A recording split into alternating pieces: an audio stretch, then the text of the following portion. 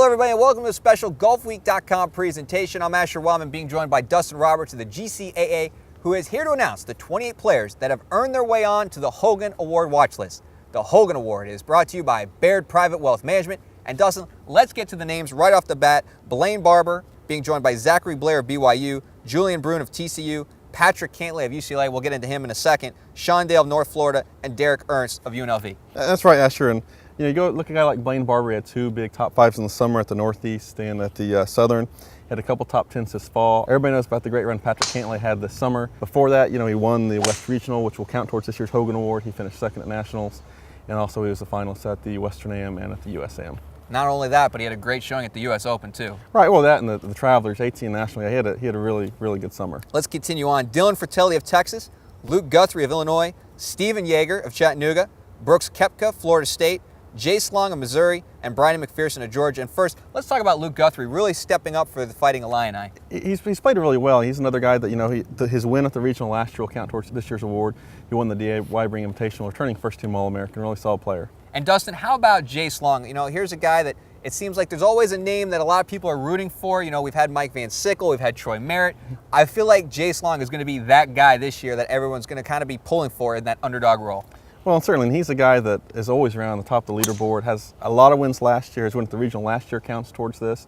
He has an outright win and 2 ties for first this year, so obviously he's a guy that puts himself in a position to move up in the standings. Our next 6 players making out to the Hogan watch list: Daniel Mernicki of Oregon, Corbin Mills of Clemson, the freshman out of Washington, Chang Sung Pan, Thomas Pieters of Illinois, Patrick Rogers of Stanford, and how about this from D2 Chico State, Kyle Sousa.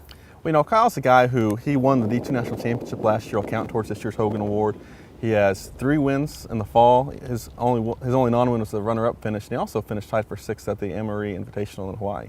Moving on now, Jordan Spieth of Texas. I think we've all heard of him. Justin Thomas, freshman from Alabama. Ethan Tracy of Arkansas. Harold Varner of East Carolina. TJ Vogel of Florida. And Georgia Tech's James White. And right off the bat, Dustin, the name that sticks out, Jordan Spieth. Well, yeah, Jordan Spieth, obviously, he had a great summer, and he's really backed it up this fall. He won at Isleworth.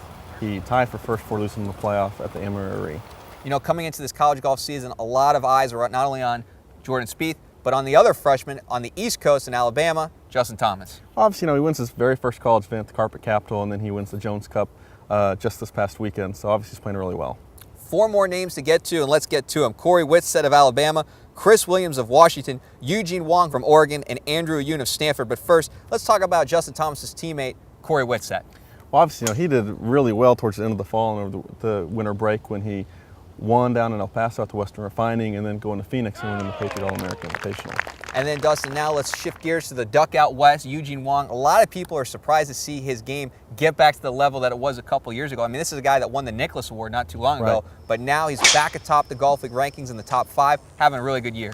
Well, obviously he had some pretty big struggles his junior year, and then he comes back almost like, that never happened, like he's picking off just where he was, the 4 top 10s in the fall, including 1 win. All right, well, Dustin, before we tell everybody what's next, let's kind of refresh everyone's memory on what exactly the Hogan Award is looking at and what the criteria is for this year's Hogan winner. The Hogan Award takes into account all college and amateur competitions. That includes professional events that guys play amateur, like Patrick did a lot this summer, over a 12-month period from last year's Hogan Award. And this year, the regionals, the D2 Nationals, D1 Nationals will fall into that window as well. Last 3 winners, Kyle Stanley, Nick Taylor, Peter Uihlein.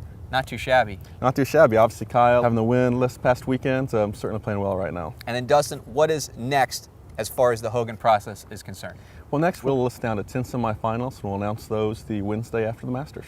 Excellent. We will be on the lookout for that. Of course, Dustin Roberts will be back in town to announce those semifinalists. Dustin, thank you for joining us here today. Absolutely. It's great to be here, Asher. For Dustin Roberts of the GCAA, I'm Asher Wildman, and for continuous college golf coverage, be sure to log on to Golfweek.com.